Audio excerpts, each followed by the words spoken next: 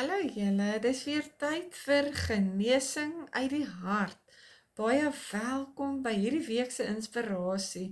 Ons is besig met die emosionele wonde, so ons gaan bietjie vandag gesels oor kom los van pyn. Baie Christene word deur die vyand gemartel as gevolg van onvergewensgesindheid. Onvergewensgesindheid gee aan die vyand 'n wettige reg.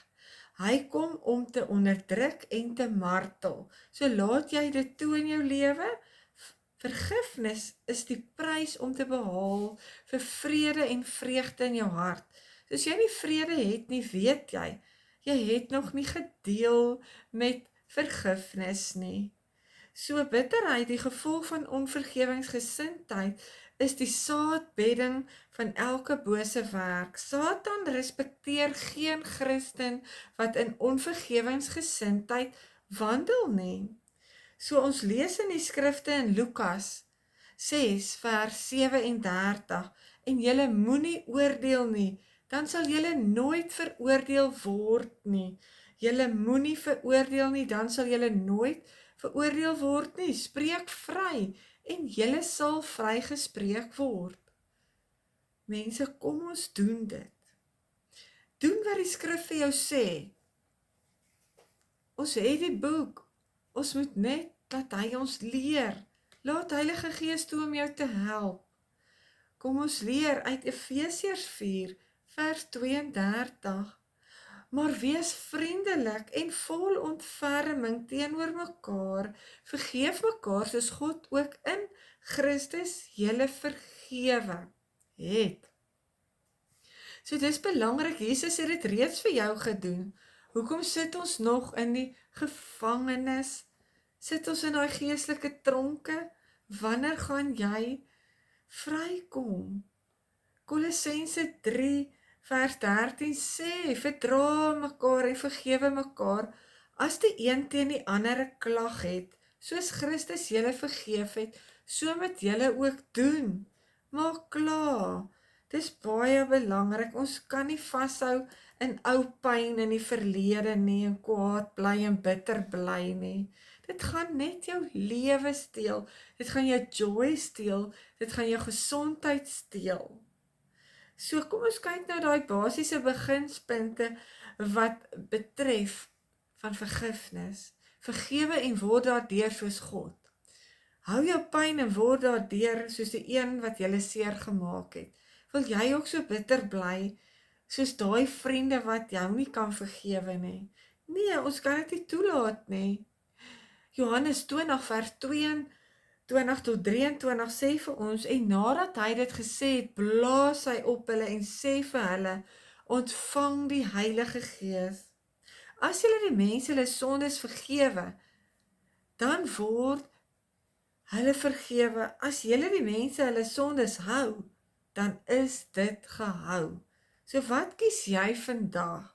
Vergifnis is die Gees van God. Wat 'n gees is dan nou in jou, as jy nie kan vergewe nie? Onvergewensgesindheid is haat, is die gees van die wêreld. Dis wat ons by die media aanleer. So, nou wie luister jy as jy sê ek gaan bid oor die saak en hoor by die Here? Na watter gees luister ons? Vergifnis en bevryding.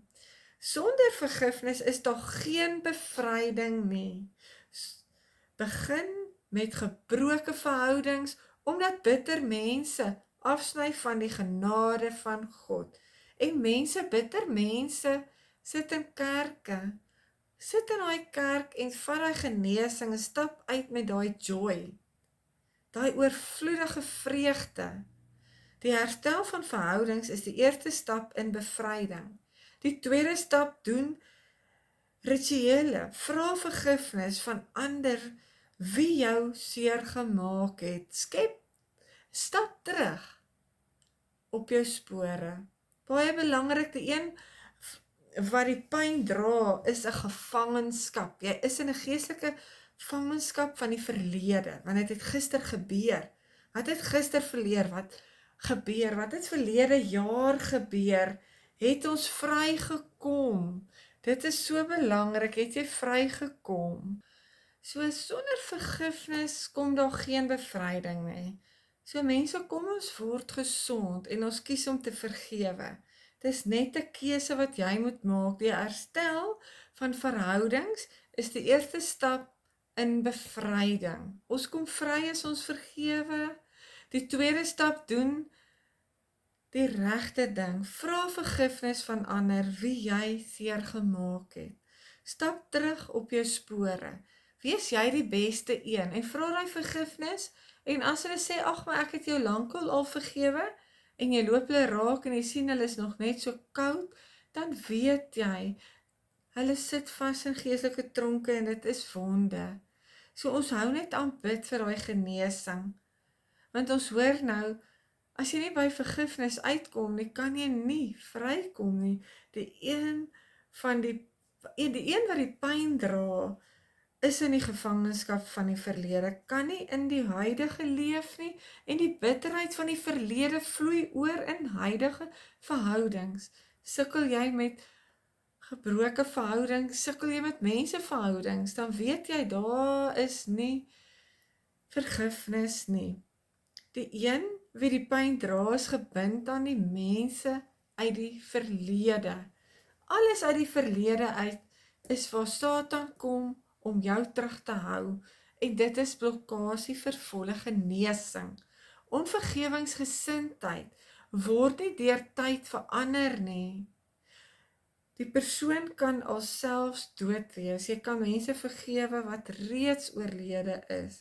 Jy is geestelik gebind aan 'n persoon solank as wat jy die pyn van bitterheid van daardie verhouding saamdra. Die een wat die pyn dra, word gemartel en Satan is te bly, want die siektes gaan inkom. Ons lees in Matteus 18:21 tot 35, jou hart sal ook sluit as jy nie vergewe nie.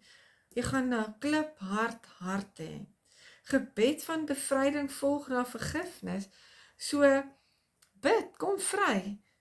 Erken, jy moet vergewe, bely en bid saam met regverdige. Dis al wat ons kan doen. Vergifnis maak God se vergifnis en genesing vir jou los, heeltemal. Wanneer jy nie meer vergewe nie, kan jy ook nie langer vergifnis ontvang nie. Hoe verwag jy moet God jou vergewe, as jy nie ander mense kan vergewe nie? Matteus 6 vers 14 tot 15 sê vir ons, want as julle die mense hulle oortredinge vergewe, sal julle hemelse Vader julle ook vergewe. Maar as julle die mense hulle oortredinge nie vergewe nie, sal julle Vader julle oortredings ook nie vergewe nie. Stappe tot vergifnis. Kom ons kyk. Onthou, ons praat hierdie week oor loskom van pyn. Baie belangrik. Wil jy vrykom van daai emosionele pyn? Vergifnis is 'n wilsbesluit. Jy kies om te vergewe. Die gevoelens sal later volg. Indien jy die persoon losmaak, sal God jou losmaak van die pyn en genesing sal plaasvind. Wees spesifiek. Wanneer jy vergewe, wees spesifiek met jouself oor presies dit wat dit is, wat gaan oor vergifnis. Maak 'n lysie van vergifnis uit die verlede wat sleg was. En verhoudings.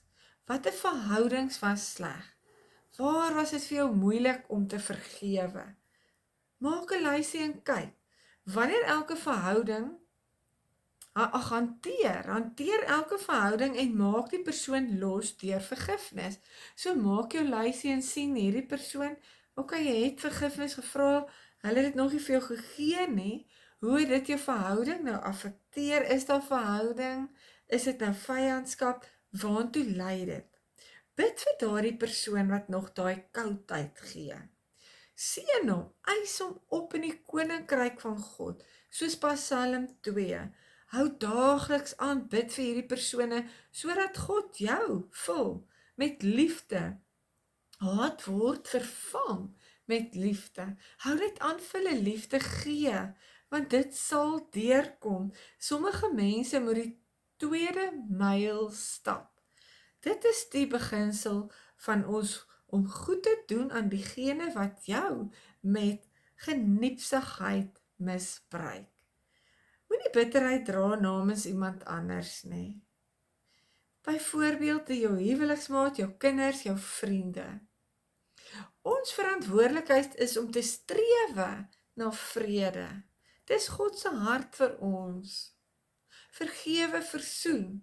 Probeer verhoudings herstel, so ver as wat jy kan. Moenie daai brûe verbrand nie. Romeine 14 vers 19 sê, laat ons dan najaag, wat tot vrede en onderlinge stigtings dien. Hebreërs 12 vers 14 sê, jaag die vrede met almal, en die heiligmaking, waarsonder niemand die Here sal sien nie. So ons gaan nie die Here sien, as ons nie strewe na heiligmaking, en ons moet vrede najaag.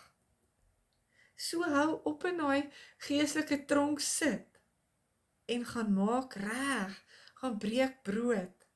Genesis 50 vers 20 sê, want julle het wel kwaad teen my gedink, maar God het ten goeie gedink, om te doen soos dit vandag is, om 'n groot volk in die lewe te hou. Hoe weet jy dat jy werklik vergewe het? Moenie toelaat dat jou gedagtes daarby vassteek nie.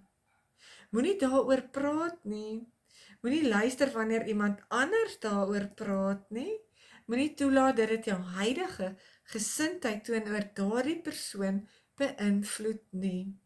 Moet nooit dat jou gevoelens jou voorskryf hoe om op te tree nadat jy vergewe het nie. Job 42 vers 10 sê vir ons, en die Here het die lof van Job verander, die lot van Job verander, tot hy vir sy vriende gebid het. En die Here het Job se besittings vermeerder tot dubbel soveel as voorheen, net omdat hy vergewe het. Maar as jy nie vergewe nie, dan word jy siek, jou liggaam gee in, jou finansies, niks klop nie. Vriende, gebroke verhoudings, verstaan julle wat doen hy om vergifnis met ons? Die gevolgtrekkings is, jy kan ou wonde weer oopmaak wanneer jy oor die pyn van die verlede praat. Vergewe en laat gaan. Maak reg met die persoon wat jou seer gemaak het. Behandel hom asof dit nooit gebeur het nie. God onthou nie jou oortredinge nie. So hoekom wil jy nou aanhou mense om jou laat bloei? Hebreërs 10 vers 17, en aan hulle sonde en hulle oortredinge sal ek nooit meer dink nie. Psalm 103 vers 12 sê vir ons, so ver as die ooste verwyder is van die weste, so ver verwyder hy ons oortredinge van ons. Lukas 6 vers 37 sê, en julle moenie oordeel nie, dan sal julle nooit veroordeel word nie. Julle moenie veroordeel nie, dan sal julle nooit veroordeel word nie. Spreek vry en julle sal vrykom. Ons haal hierdie versie aan, nou vir die tweede keer. Dit is so belangrik. En nog 'n ding, is jy moet jouself vergewe.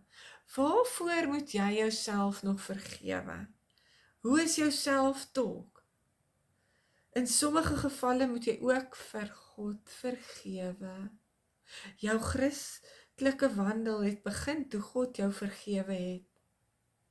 Dit word volgehou in 'n gesindheid van vergifnis. Moenie plek gee aan wonde nie, maar vergewe onmiddellik en maak die persoon los.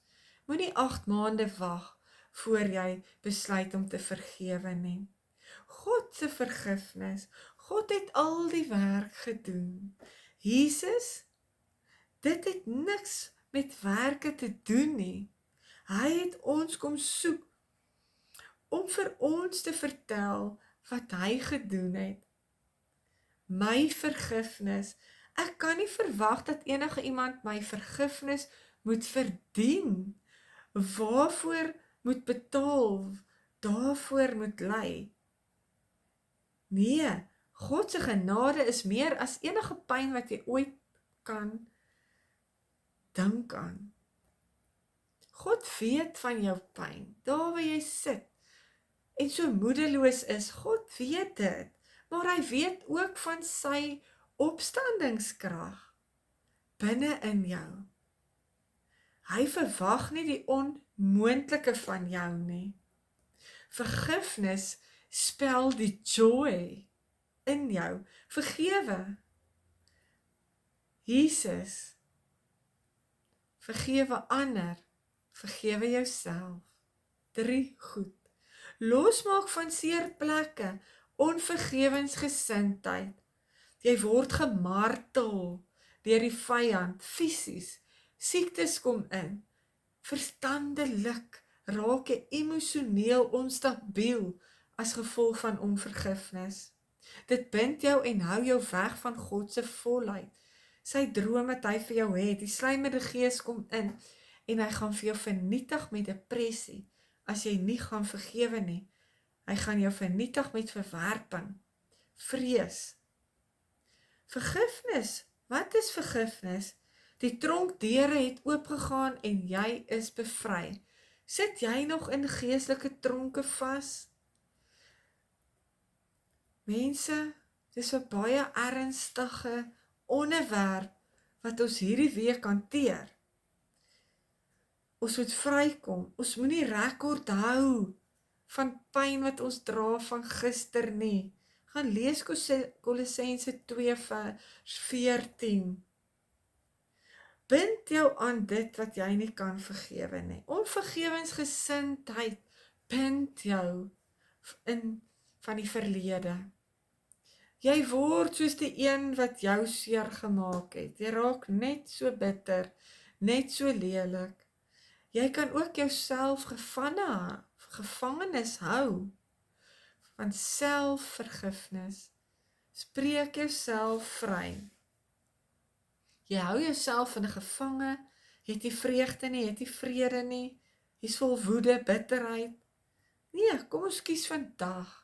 Kom ons kies hierdie week om vry te kom. Johannes 20 vers 23 sê, as julle die mense hulle sondes vergewe, dan word dit hulle vergewe. As julle die mense hulle sondes hou, dan word dit gehou. Ek herhaal dit, laat julle kan onthou wat se impak het dit op ons lewens. Die volwasse Christen dra altyd die verantwoordelikheid om sake reg te stel. Is jy geestelik volwasse om die saak reg te stel? Indien jy seer gemaak is, gaan en maak dit reg. Dit is so belangrik. Matteus 18 vers 15, en as jou broer teen jou sondig gaan bestraf hom tussen jou en hom alleen. As hy na jou luister, dan het jy jou broer gewen. Gaan en breek die brood, kleer dit, kry die lig suiwer. Matteus 18 vers 15, maak dit joune, indien jy daarvan bewus is, dat iemand anders iets teen jou het, gaan en stel dit reg. Dit is baie belangrik.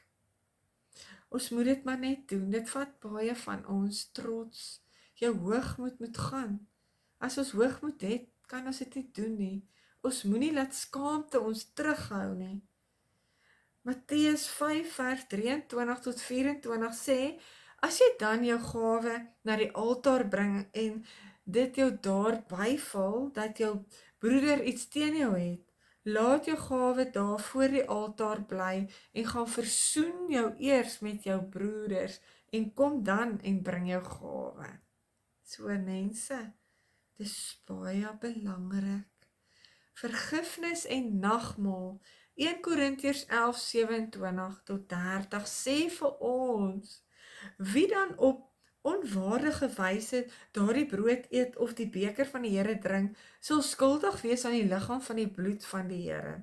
Maar die mens moet homself beproef en so van die brood eet en uit die beker drink, want wie op onwaardige wyse eet en drink 'n oordeel oor homself terwyl hy die liggaam van die Here nie onderskei nie.